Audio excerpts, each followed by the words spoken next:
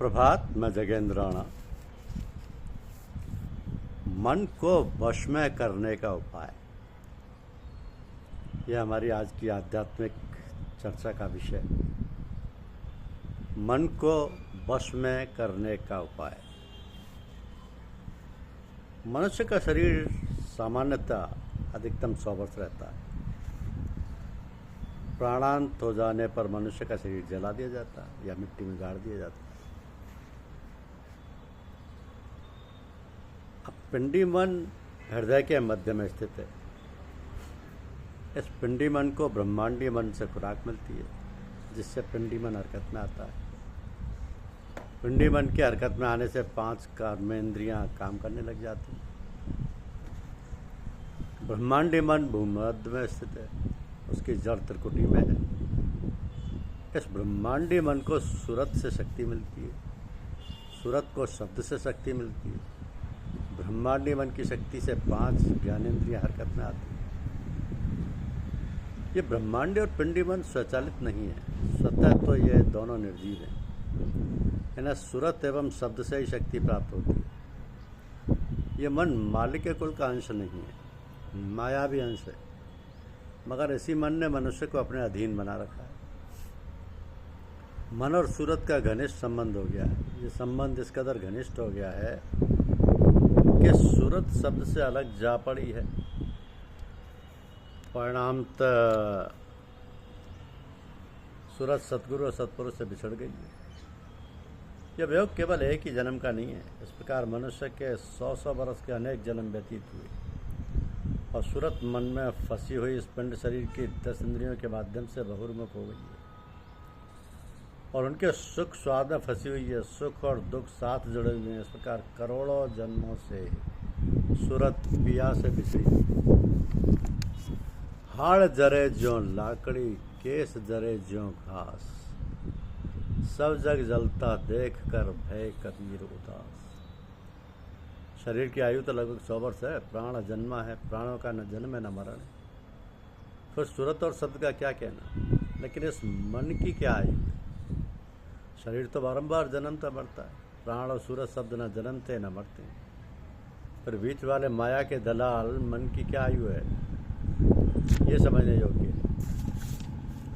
माया मोई न मनुआ, मर मर गए शरीर, आशा तृष्णा ना मरी, यूं कथ कहे कभी। इस मन की खोज सबने की, ऋषियों, मुनियों, तपस्वियों और देवताओं ने भी। इस खोज के क्रम में कहते हैं कि मन व मनुष्य नाम कारण मोक्षे, मन एवं मनुष्य नाम कारणम बंध मोक्षे। तो संतों की खोज सर्वोपरि। संत कहते हैं कि साधो ये मन है बड़ा जाले, जिसने मन से काम पर्यो है, तिस है हुए वह मालूम। मन कारण जो उनकी छाया तई छाया में अटके, निर्गुण सरगुण मन की बाजी खैर से आने अटके। तो मन के अनेक रूप हैं। एक ही समय एक ही साथ मन अपने को कई रूपों में प्रकट करता है। ब्रह्मांडीय मन की जड़ ब्रह्मांड शरीर के मध्य में त्रिकुटी में स्थित है। इसके नीचे रहने वालों के बस में मन नहीं रह सकता। माया नहीं मरती और माया का अंश मन भी नहीं मरता। त्रिकुटी तक तो यही हाल है। मनुष्य का आवागमन होता रहता है और यह मन मरता नहीं। इस मन की आयु बढ़ती जाती है। जैसे जैसे मनुष्य की नई नई आशाएं, तृष्णाएं बढ़ती जाती हैं, मनोकामनाएं बढ़ती जाती हैं, वैसे वैसे मन की आयु बढ़ती जाती है। ना आशाएं तृष्णाएं समाप्त होती हैं, ना मन की आयु समाप्त होती है। अब पुनर्जन्म क्या है और किसका पुनर्जन्म होता है? शरीर का तो पुनर्जन्म होता नहीं। शरीर तो प्राणांत के बाद जला दिया जाता है। आत्मा जन्मता मरता नहीं, तो फिर यह आवागमन मन ही का तो होता है। न शरीर का न प्राण का, मन ही का पुनर्जन्म होता है। हम सब लोग मन के अधीन हैं। इस प्रकार हम देखते हैं कि मनुष्य के असंख्य जन्म हो चुके और असंख्य जन्म मनुष्य अवश्य लेता रहेगा। अवश्य में भोक्तव्यम कृतम कर्म शुभाशुभम। इन शुभ और अशुभ वासनाओं के प्रतिपूर्ति हेतु मनुष्य अक्षर बुरे जन्म धारण करता रहता है। तो आवागमन का ये चक्र तब तक समाप्त नहीं होता जब तक मनुष्य की सूरत ब्रह्मांड शरीर में त्रिकुटी के ऊपर नहीं निकल जाती। खतरा तो तब तक है जब तक साधक की सूरत पार ब्रह्मांड में सतलोक में नहीं पहुंच जाती। पर यह गति बिरले परम भाग्यशाली परमहंसों को ही मिलती है। ये पूर्व जन्मों के संस्कार एवं वर्तमान जन्म में क्रियमान कर्म सतगुरु की दया एवं अपनी लगन पर निर्भर है। तो मनुष्य शरीर, मन और प्राण, शरीर निचला भाग, प्राण ऊपरी भाग और मन मनुष्य का पिछला भाग है। तो ये मन मनुष्य के जीवन व्यवहार में बड़ा महत्वपूर्ण अभिनय अदा करता है।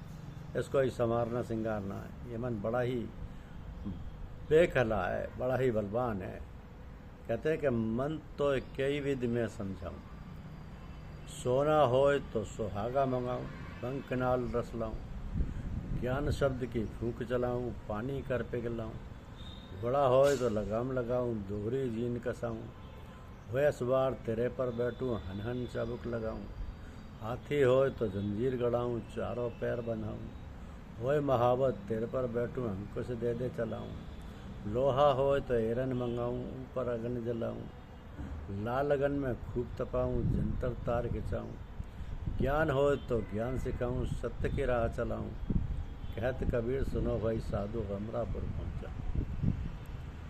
तो मन की दशा संत कबीर के उपपद में यूँ वर्णन किया गया। इसका तात्पर्य क्या है? कहते हैं कि यदि मन सोने जैसा बहुमूल्य तत्व होता तो मैं मन को सुहागा के संयोग से बंकनाल में गलाकर पानी जैसा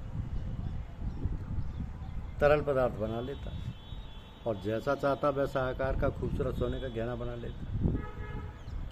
पर हाय रे मन, तो सोना नहीं निकला, सोना कड़ा होता है। पर सुहागे के संयोग से अग्नि में तपाने से पानी जैसा पिघल जाता है। लेकिन मन सोने से भी कड़ा है और मन पर कोई बस नहीं चलता। यदि मन घोड़ा होता तो लोहे का कटीला लगाम लगाता, दोहरी जीन चढ़ाता, पीठ पर सवार होकर चाबुक चढ़ाता या चाबुक मार मार कर काबू में कर लेता। पर मन घोड़े से भी अटीला है, किसी प्रकार बस में नहीं आता। तीसरी तुलना मन की हाथी से की गई। हाथी जो भारी भरकम और बड़ा ही बलवान जानवर है, उसे भी मनुष्य युक्ति से बस में कर लेता है। तो जो हाथी मतवाला हो जाता है उसके चारों पैरों में लोहे की जंजीर कसकर बांध देते हैं। महावत हाथी पर चलकर लोहे के नुकीले अंकुश कोंच कोंच कर सीधी चाल चला लेता है। मतवाला हाथी भी मनुष्य के काबू में आ जाता है। पर क्या ना दिखने वाला ये मन किसी के काबू में है? नहीं है। लोहा कड़ी धातु है, पर लोहार अग्नि की भट्टी में लोहे को घनों और हथौड़ों के चोट से मनचाही शक्ल में बना लेता है। पर मनुष्य मन को नहीं बना सका। मनुष्य संसार में सब कुछ कर लेता है। सूर्य की दूरी नाप ली, ग्रहों की चाल का पता लगा लिया, आकाशीय पिंडों का पता लगा लिया, आश्चर्यजनक खोज कर लिया। पर हाय रे मन और वारे मन, तुझ पर किसी का बस नहीं चला। तेरी खोज कोई नहीं कर पाया। कबीर साहब की क्या खोज है मन के बारे में। यदि इस मन को आत्मज्ञान, ब्रह्म ज्ञान, अमरलोक के ज्ञान से जोड़ा जाए तो सफलता मिल सकती है। हे मन, यदि तू सचमुच ज्ञानी है तो संत तुझे सत्य ज्ञान सिखाकर तुझे आदि घर अमरापुर ले चले। हे मन, तू सतगुरु की शरणागत हो जा, बस तेरा बेड़ा पार हो जाएगा। कि आपको अर्पण है ये, मेरा नहीं था ना आपका, ले लो चरण में लगा लो, मेरा है मन आपका। मेरा तो कुछ भी नहीं है जिस पे मैं ममता करूं। आप ही का तन है, मन है और है धन आपका। मन की चंचलता से क्यों हो दुख जो ये मेरा नहीं। योग युक्ति आपकी है और है साधन आपका। भूल थी मैंने जो समझा मेरे ही है देह मन। अब तो ये सर झुक रहा है और चरण है आपका। तो मन माया का अंश है। माया से किसी का बस नहीं चलता। माया ने सबको नचाया है। तो उस माया से कैसे बचा जा सकता है? एक ही तरीका है, माया से जो अधिक बलवान हो उसका सहारा लिया जाए। भगवान का सहारा, सतगुरु के शरणागत हुए जाए। तन मन धन निज मन सब कुछ सतगुरु को अर्पण कर दिया जाए। सतगुरु को समर्पण करने के बाद ये मन उत्पात नहीं कर सकता, क्योंकि मन तो अब मेरा रहा नहीं, ये तो सतगुरु को समर्पित कर दिया। भगवान कृष्ण ने अर्जुन को संपूर्ण कर्म दर्शन देने के पश्चात शरणागत की शिक्षा दी कि सर्वधर्मान् परित्यज्य मामेकं शरणं व्रज अहमत्वा सर्व पापेभ्य मोक्षय शिष्याम मा शुचि। बस मन को बस में करने का यही एकमात्र उपाय है कि मन सतगुरु को समर्पण कर दिया जाए, जो सतलोक के वासी।